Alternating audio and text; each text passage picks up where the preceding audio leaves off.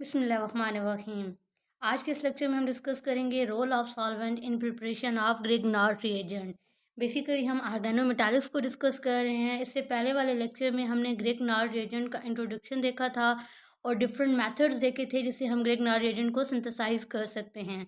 इनका लिंक भी आपको डिस्क्रिप्शन में मिल जाएगा। आज के इस पर्टिकुलर लेक्चर में हम फोकस करेंगे रोल ऑफ सॉल्वेंट। तो इससे पिछले लेक्चर में जब हम सिंथेसिस को डिस्कस कर रहे थे ग्रिग्नार्ड रिएजेंट की सिंथेसिस को, वहाँ पर हमने डिस्कस किया था कि पर्टिकुलरली हम सॉल्वेंट जो यूज़ करते हैं या जो प्रेफरेबली यूज़ होने वाला सॉल्वेंट है वो क्या है, ईथर है। तो आज के इस लेक्चर में हम डिस्कस करेंगे कि इसके बिहाइंड क्या रीज़न है, हम ईथर को ही प्रेफरेबली एज अ सॉल्वेंट क्यों यूज़ करते हैं। बेसिकली अगर हम देखें तो हम कहते हैं कि anhydrous dry ether is preferred at solvent, यानी कि हम ऐसा सॉल्वेंट यूज़ करते हैं लाइक ईथर जो किस कंडीशन में होना चाहिए, ड्राई होना चाहिए और अनहाइड्रस होना चाहिए। इट्स मीन कि ये फ्री ऑफ वाटर होना चाहिए, इसमें वाटर नहीं होना चाहिए। और ज़्यादा अगर हम सिंपली कहें तो हम कह रहे हैं कि हम जो यहाँ पर सॉल्वेंट प्रेफर करते हैं वो हम कौन सा प्रेफर करते हैं, एप्रोटिक पोलर। देखिए हमारे पास सॉल्वेंट डिफरेंट नेचर के हो सकते हैं, प्रोटेक पोलर भी हो सकता है। और ज़्यादा अगर हम देखें हम कह सकते हैं कि हमारे पास सॉल्वेंट पोलर भी हो सकता है, नॉन पोलर भी हो सकता है। तो इस कैटेगरी में से हमने कौन सा चूज़ किया, पोलर चूज़ किया। फिर पोलर सॉल्वेंट भी हमारे पास दो तरह का हो सकता है, एप्रोटिक भी हो सकता है और प्रोटिक भी हो सकता है। इस कैटेगरी में से हमने कौन सा चूज़ किया, एप्रोटिक चूज़ किया, यानी कि प्रेफरेबली कौन सा सॉल्वेंट यूज़ हो रहा है, जो एप्रोटिक हो, यानी जिसमें partial positively charge hydrogen present ना हो, और वो हो कौन सा, पोलर।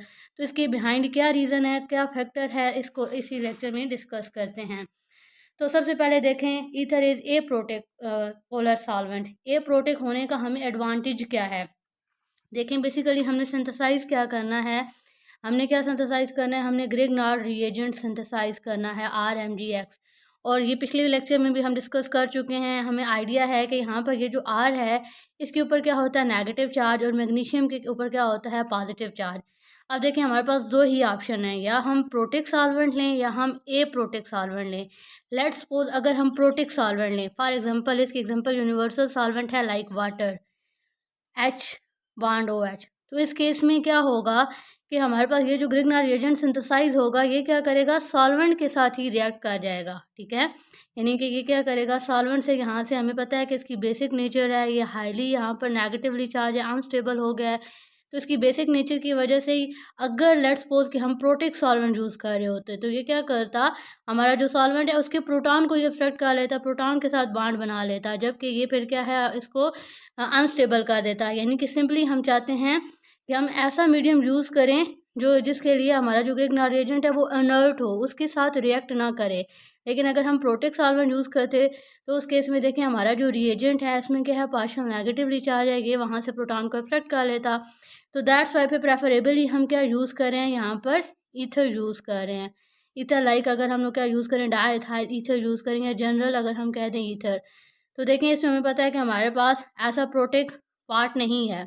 जब प्रोटेक पार्ट नहीं है तो फिर इस टाइप का रिएक्शन पॉसिबल नहीं होगा। यानी कि फिर हम कह सकते हैं कि जो हमारा ग्रिग्नार्ड रिएजेंट है वो सॉल्वेंट के लिए इनर्ट है और यही हमारी रिक्वायरमेंट है। ये पॉइंट यहाँ पर मेंशन भी है कि जो ग्रिग्नार्ड रिएजेंट में R नेगेटिव है, ये या जो सिंपली अगर हम कहें ये जो मैग्नीशियम और कार्बन का बॉन्ड है ये हाईली पोलर इन नेचर है। यानी इन दोनों में इलेक्ट्रोनेगेटिविटी डिफरेंस की वजह से हम देख सकते हैं कि यहाँ पर पोलैरिटी जनरेट हुई हुई है। The Grignard carbon is highly basic. यहाँ पर ये जो R नेगेटिव है ये क्या है, बेसिक इन नेचर है। Basic in nature it's mean ये प्रोटॉन को या एसिडिक प्रोटॉन को एब्स्ट्रैक्ट कर सकता है from polar solvents like water. That's why पे अगर हम देखें तो ईथर जो है वो एप्रोटिक सॉल्वेंट है, इसके पास एसिडिक प्रोटॉन नहीं है, इसलिए हम क्या करते हैं, प्रेफरेबली यूज़ करते हैं ईथर को एज अ सॉल्वेंट। सेकेंड अगर हम इसका में फैक्टर देखें तो क्या है कि ether is a good solvating agent. देखिए हमने क्या कहा था कि हमने कैसा सॉल्वेंट हमें चाहिए, polar and A protect. A protect क्यों यूज़ करते हैं, इसके बिहाइंड की तो हमने रीज़न डिस्कस कर ली। अब हम पोलर को प्रेफर क्यों करते हैं। देखें ईथर में अगर हम देखें, सिंपली ये ईथर का फंक्शनल ग्रुप है। इसमें अगर हम देखें तो कार्बन और ऑक्सीजन के बिटवीन क्या है, हाई इलेक्ट्रोनेगेटिविटी डिफरेंस है। यानी कि यहाँ पर इस सेंटर पे पार्शियल नेगेटिव चार्ज होगा और इस सेंटर पे पार्शियल पॉजिटिव चार्ज होगा। और अगर हम रिएजेंट देखें, हमारा जो RMgX रिएजेंट है, इसमें अगर हम मैग्नीशियम देखें तो ये क्या है, पार्शियल पॉजिटिवली चार्ज सेंटर है। तो क्या हो सकता है कि ईथर अपने इस पोल्स की वजह से, ठीक है, अपनी पोलर नेचर की वजह से यहाँ से ऑक्सीजन की वजह से क्या कर सकता है, इसको सॉल्वेट कर सकता है, यानी कि मैग्नीशियम के ऊपर जो पॉजिटिव चार्ज है उसको स्टेबलाइज कर सकता है। तो सेकंड रीज़न ये है, जो यहाँ पर मेंशन भी है कि सिंपली अगर हम देखें, ईथर में जो सी बॉन्ड ओ बॉन्ड होता है वो क्या होता है, पोलर इन नेचर होता है।